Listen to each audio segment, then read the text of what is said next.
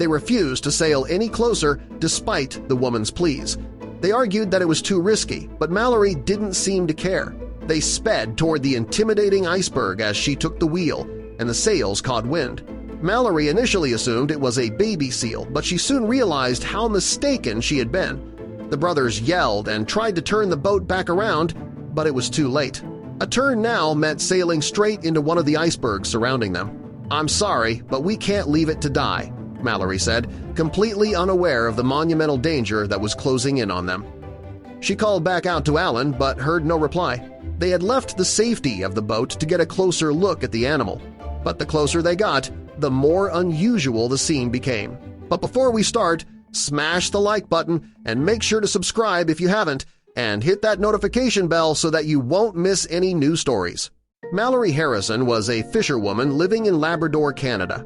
She grew up fishing with her dad, who was also a fisherman, and fell in love with the profession. Coming from a small rural fishing town, there really wasn't much to do but fish, so that's exactly what Mallory and two of her buddies, Cliff Rutt and Alan Rutt, decided to do. Cliff and Alan were brothers and fishermen too. They were all seasoned sailors and had experienced just about every hardship that came with navigating the seas, or so they thought. Mallory, Cliff, and Alan climbed on board their trusted steed, the Northern Swan, and set out into the waves on a chilly Saturday morning, excited to see what today's catch would be. As Mallory and the boys sailed out over the same route she'd taken thousands of times, she smiled at the butterflies that never failed to tickle her tummy.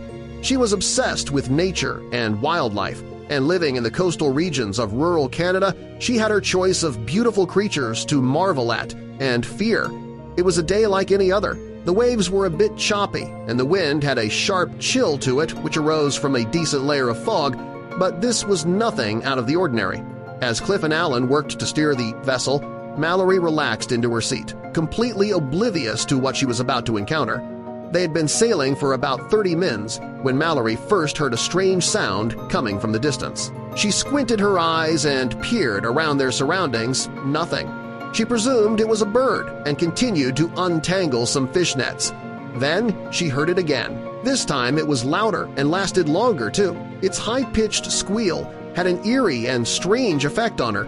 It sounded like a lament or a grieving melody, almost like a child whimpering and shouting at the same time. She sprung up and moved towards the sound, and then she saw it. Mallory's jaw dropped as she took in the strange-looking iceberg that slowly protruded from the fog. She had never seen anything like it. It looked like a giant floating mushroom. "Look at that!" she yelled to the boys as she pointed in its direction. But the real shock was yet to come. "What the heck is that?" Cliff explained. Alan made his way to stand beside Mallory, trying to get a closer look. Suddenly, he gasped. "Did you see that?" he asked Mallory. "See what?" she replied. "That," he said, pointing to the very top of the iceberg. Mallory squinted until she made out a strange, dark figure. As the iceberg moved side to side with the waves, a small figure popped in and out of view on the surface. It looked like a stranded baby seal. It was a pitiful sight, one that was too much for Mallory to stand. But appearances can be deceiving. Mallory couldn't bear to see the little thing lose its life this way. She knew she shouldn't interfere with nature, but it was so young. She asked the guys to help her save it, but their reaction surprised her. "Are you kidding?" Cliff said. "It's way too dangerous. That iceberg looks like it could topple over any second, plus we don't even know what that thing is up there." "Yes," Alan agreed. "I don't know about getting closer to either of them. And we might want to help that thing, but that thing might want to eat us. So I'm good to let nature take its course on this one." Mallory felt her blood boil. How could they just watch an animal suffer like this and not try to help? She knew exactly what to do. Before the brothers could do anything, Mallory dived towards the steering wheel and steered the boat straight towards the iceberg. She knew enough to know that although the iceberg looked strange, it was too big to topple. She was also sure that the animal stranded here was a baby seal, harmless, but she had no idea how wrong she was. The brothers yelled and cussed as she redirected their trajectory toward the iceberg. "I'm sorry, boys, but we're on a rescue mission," she bellowed. By the time she let Cliff take back the wheel, it was too late. There was no going back now. What they'd soon find would send shivers down their spines. The iceberg was now close, and the squeal Mallory earlier heard was getting louder now. It was coming from the animal. As the wailing got stronger, so did the image that came into view. What they had thought was just an innocent seal clearly wasn't anymore. Cliff anchored the boat as Mallory and Alan found their footing on the iceberg. Just as Mallory predicted, it was steady. Mallory hoisted herself up to the top of the iceberg as Alan stalled behind. But as soon as she saw the animal up close, she froze. Cautiously, she called out for Alan. As she waited for his reply, she took in the scene before her. It was staring at her with wide, wild eyes. It had sharp claws and sharp teeth and seemed upset by her arrival. It felt like an eternity before Alan arrived. Mallory turned to him and put out a hand to signal to him to approach with caution.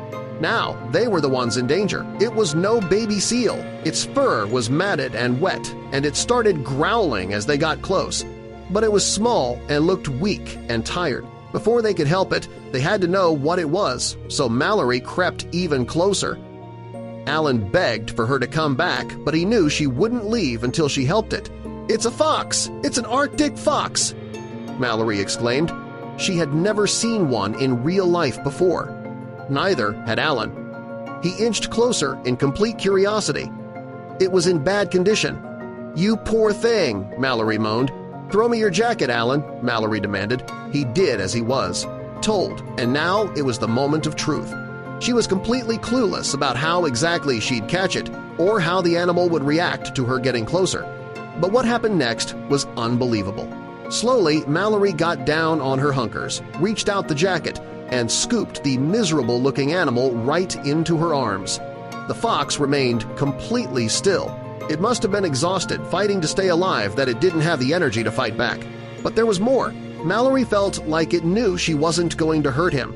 He seemed strangely calm, almost grateful, until they reached the boat.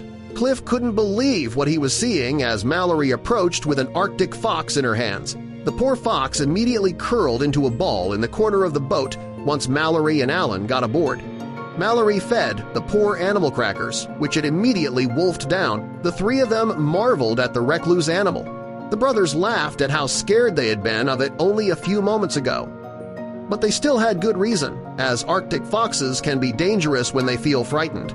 But thankfully, this fox was a brave little survivor. Once the crew got back to the shore, Mallory set up a bed of sawdust for the fox and immediately called their local wildlife center.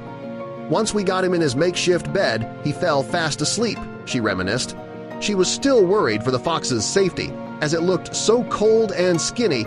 The icy waters can be harsh, and a mammal, like a fox, that isn't designed for swimming in the water can catch their death in the icy water. And lately it had been freezing out. God knows how long that poor animal was stuck on that iceberg, exposed to the blistering coastal winds. It didn't take long for the wildlife workers to show up. After hearing Mallory had an Arctic fox in her hands, the crew was eager to come to check it out, as it's hard to see these recluse animals in real life. When the crew arrived, Mallory exhaled a sigh of relief. They quickly checked the fox out and determined that it must have been stranded for days. Its usually white and thick fur was dark and matted with dirt.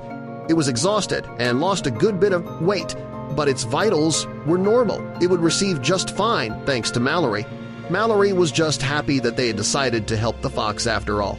A few hours, and the fox would have drifted further out to sea where they wouldn't have seen it. The fox never wanted to leave humans after it was saved, so it now lives on an island where dogs for dog sledding used to be. It is fully recuperated and is as happy as ever.